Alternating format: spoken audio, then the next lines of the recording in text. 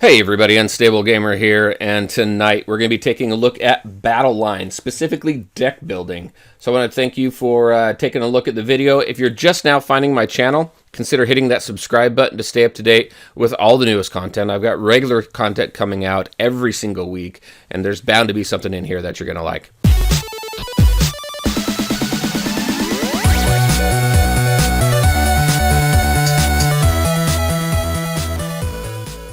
All right, thank you again for taking a look at the video. We're going to take a look at some deck building. So we're going to go right in here and we're going to go to build a new deck. Now the first thing you're going to want to do is figure out who you want for a leader. Now we have a number of leaders here. My two specifically that I like to use Wasp. Now she doesn't give you very much additional hit points, but what she does have that is very cool is that action cards that are removed from game after use may return to library for 25% chance. So you have a 25% chance for your action card to come back into your library so that you can replay. What I like about Thor, he gives you a little bit more hit points, but every single time you move, I have a deck that I like to play where I have characters that specifically trigger certain abilities when they move. And whenever you move, when you have Thor as your leader, you do 50 to 100 damage to an enemy. It's to a random enemy. It is pretty cool. Some other ones that I've seen a lot of, people are running Black Widow quite a bit. Now with Black Widow, the thing you have to keep in mind with her is that she adds 30 to 70 hit points to characters with zero cost through Shield's training program. So you have zero cost characters in the game, and she's going to boost up their hit points right away. She doesn't give you very much in the way of hit points. So unless you're running a number of characters that don't cost anything, then she's really not going to do you much good. I see Spider-Man a lot too. It's because he's early on. Spider-Man and Iron Man quite a bit. Spider-Man, the cool thing with him is that when you have enemies on the battlefield that are recharging, then you're going to take a Cosmic Fragment. I really haven't found much use for that because typically you only take one, maybe two Cosmic Fragments from your opponent during the game. And there's so many ability cards and character cards in the game that give you Cosmic Fragments. I've never really had an issue with that. Iron Man does quite a bit.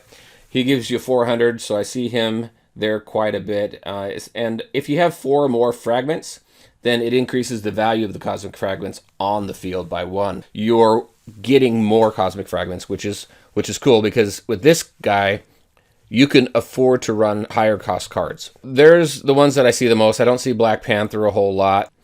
And then you have Venom here on every turn. Decrease own leader HP by 150 to 200. And then you add 100 attack to all allies with symbiote power. So I know as far as symbiotes go, you've got Venom, Carnage, and you have Anti-Venom. I don't know if there's another one.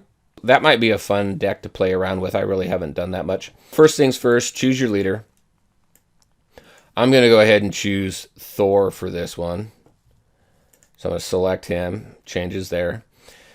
All right. Now, first thing you want to do after you choose your leader is you need to start figuring out your character cards and your action cards. In order to build a valid deck, you need 3 zero-cost character cards. I know I've seen some wording out there where all you need is 3 zero-cost cards total. That's not accurate. You need 3 zero-cost character cards.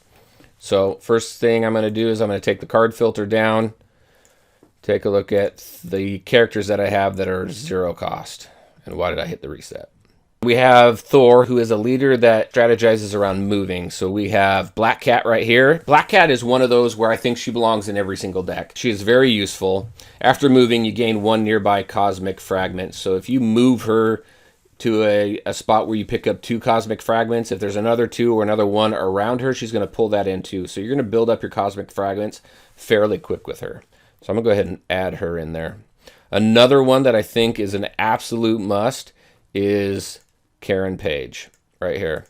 Reason for that, she doesn't have high attack, and that's not why you have her. She's got okay hit points, especially when you start leveling her up, but that's not even why you have her. You have her because whenever she's taken out of the game, then you earn a Cosmic Fragment. So it's another way in order to build your Cosmic Fragments. So we're going to go ahead and put her in there. And then a third one, I see a lot of Man-Thing, and that's because on every turn he adds additional HP to self. And there's a big thing going on in the game where you have characters like Man-Thing and She-Hulk who, after every turn, builds up attack or builds up hit points or builds up both, and that's very strong in the game. But I'm not going to go with him right now. Another thing you want to keep in mind as another tip is you want characters who can do damage when you summon them.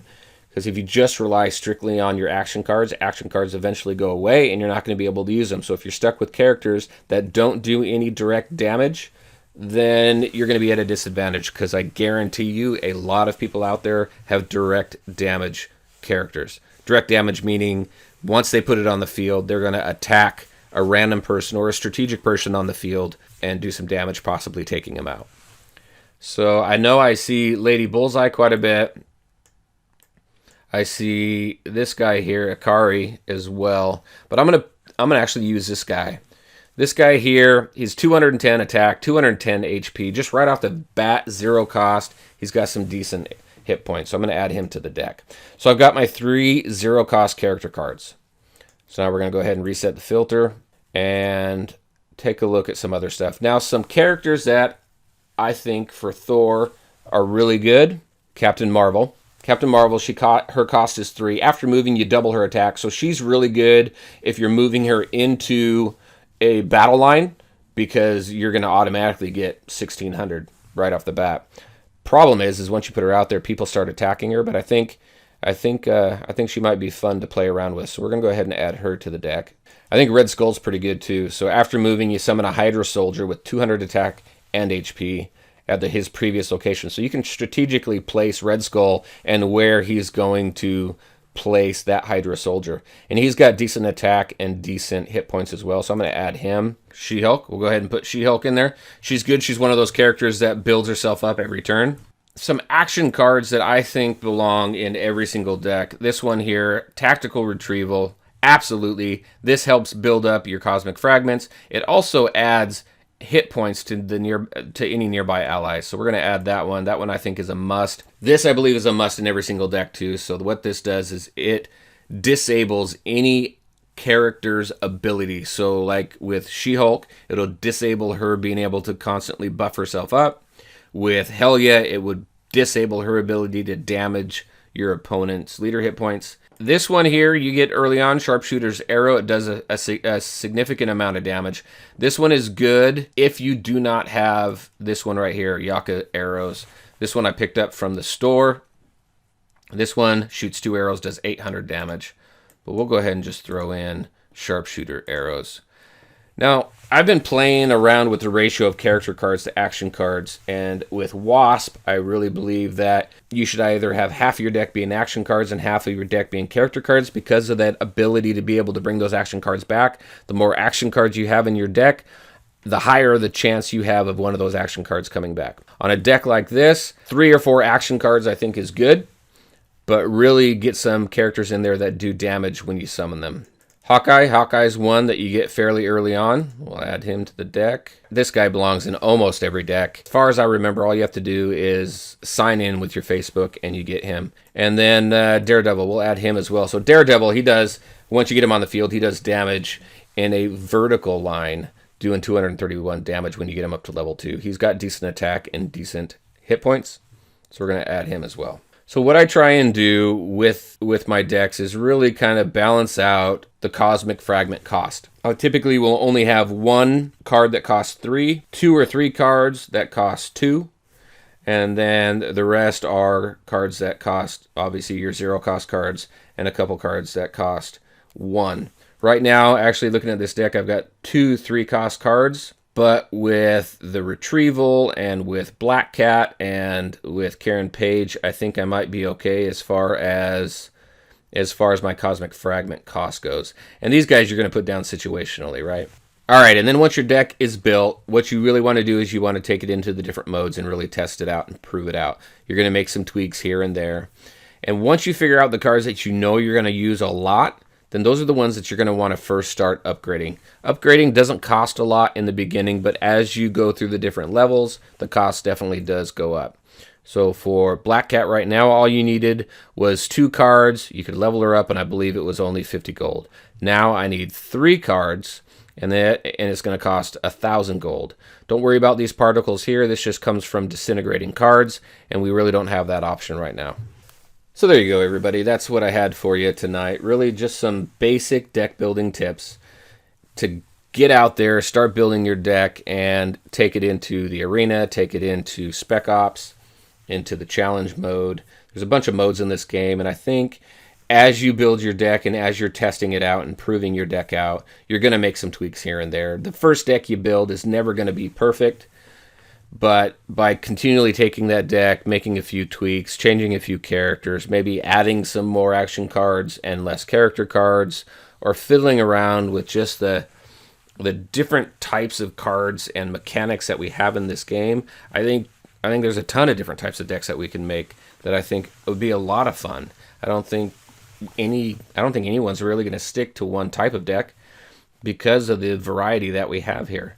So first, you're really going to take a look and figure out who you're going to have for your leader, because your leader is going to dictate really the types of cards that you're going to want to have in your hand. You need at least 3 zero-cost character cards. You want to balance the cosmic fragment cost amongst the cards, and you want to have a good balance between character cards and action cards, especially since those action cards eventually go away. But again, with Wasp specifically, and if you take a look at challenge mode and you take a look at the top 10, a lot of your top 10 there, a lot of your top 20 has Wasp as a leader, and that's because action cards really are very powerful in this game, and anytime you have an opportunity to bring one of those action cards back into your library, it's huge. So there you go. There's some tips that I had for you. Hopefully you enjoyed the video. I'd be interested to know what kind of tips you guys have, what kind of decks have you been building, and what kind of fun have you been having with them. So thank you for watching. If you liked the video, make sure to let me know by hitting that like button and sharing your thoughts and questions in the comments section below. Take care, everyone, and we'll talk to you next time.